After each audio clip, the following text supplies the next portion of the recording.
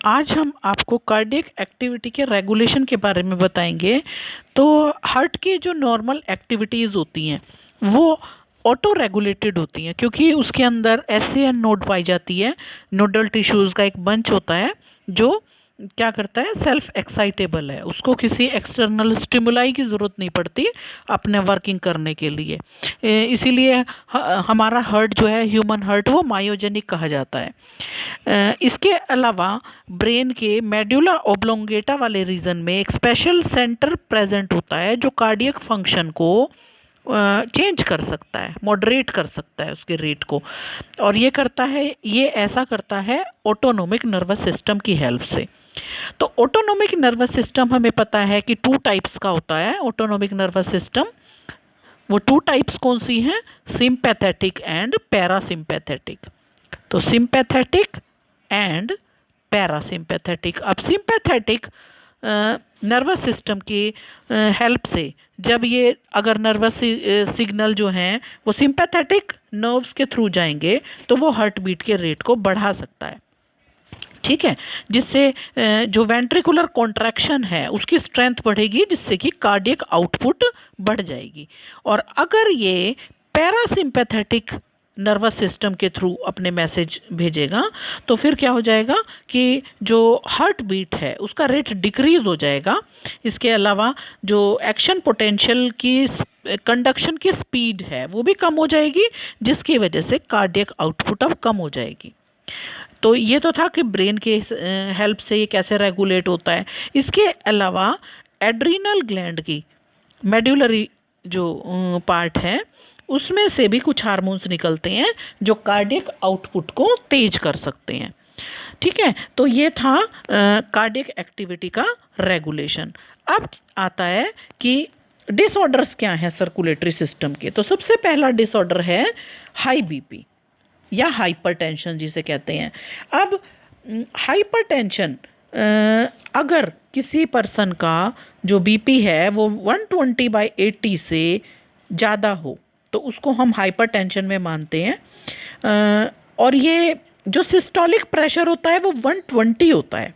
ठीक है, ये पंपिंग प्रेशर भी कहा जाता है।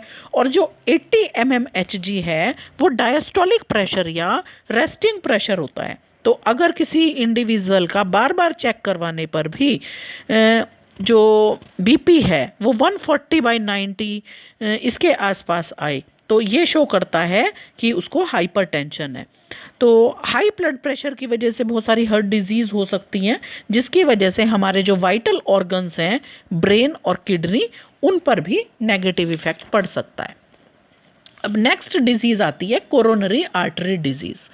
तो कोरोनरी आर्टरी डिजीज़ किस वजह से होती है? अथेरोस्क्लेरोसिस की वजह से, जिसमें क्या होता है कि ब्लड सप्लाई जो वेसल कर रही है हार्ट के मसल्स को जो वेसल ब्लड सप्लाई कर रही है उसके अंदर कैल्शियम, फैट, कोलेस्ट्रॉल या फाइब्रस टिश्यू का डिपॉजिशन हो जाता है, जिसकी वजह से जो आर्टरी की ल्यूमन है वो नैरो हो जाती है।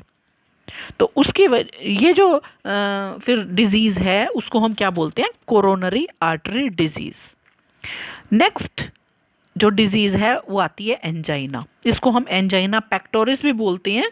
और इसमें अगर हार्ट के मसल्स को प्रॉपर ऑक्सीजन ना मिले तो एक्यूट चेस्ट पेन होता है। ठीक है, एंजाइना जो है वो किसी भी एज के लोगों को हो सकता है, लेकिन ज़्यादा कॉमन ये मिडिल एज के लोगों को और बड़े लोगों को होता है। और ये कब होता है? जब ब्लड का फ्लो पे अफेक्ट आ रहा हो।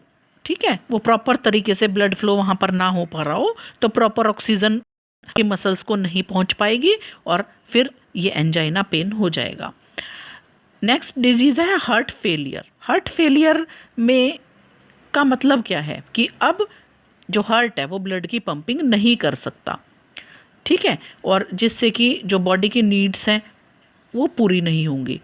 तो ये कई बार जो है इसको कंजेस्टिव हार्ट फेलियर भी बोलते हैं, क्योंकि हार्ट के कंजेशन की वजह, लंग्स के कंजेशन की वजह से ये डिजीज़ हो जाती है, क्योंकि लंग्स जो हैं वो ऑक्सीजनेटेड ब्लड को सप्लाई नहीं करेंगे हार्ट तक। तो उसकी वजह से फिर वो कैपेबल नहीं होगा कि वो आगे ब्लड को सप्लाई कर सके, तो इसकी वजह से हार्ट फेल हो जाता है। अब हार्ट फेल और कार्डियक अरेस्ट एक चीज़ नहीं है।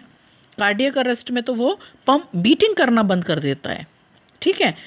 या ये हार्ट अटैक की भी तरह नहीं है, क्योंकि हार्ट अटैक में तो जो हार्ट की मसल्स हैं वो अचानक से डैमेज हो जाती हैं, क्योंकि उनको प्रॉपर तरीके से ब्लड सप्लाई नहीं होती। तो ये पढ़ा आज आपने डिसऑर्डर्स ऑफ सर्कुलेटरी सिस्टम के बारे में।